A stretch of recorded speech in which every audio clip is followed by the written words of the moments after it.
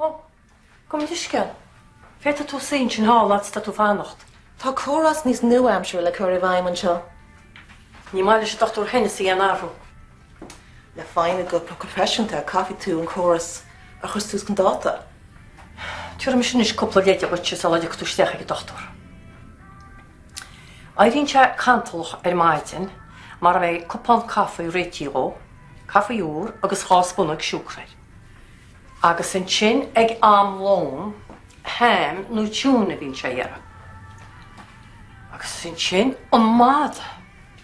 Bhlan te chóirta siúla maidin na tá gríimi teige. Na bhín sa bhla gláán a dginn tú ní bhína na rit fúnar a bheith runne a daine.